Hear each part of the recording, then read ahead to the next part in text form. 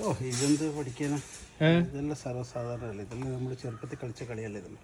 അതെയാ? പിന്നെന്താ വെട്ടുന്നില്ലേ? ഇത് വിട്ടട്ടെ, എനിക്ക് തട്ടെ, കുടിക്കാൻ തട്ടെ.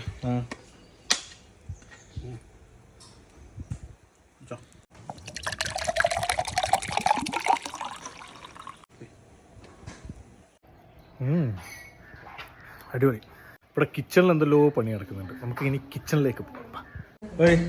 ഇവിടെ ഇളന്നിരുന്ന മഹോത്സവമാണല്ലോ. ഇവിടെ എന്താ പരിപാടി?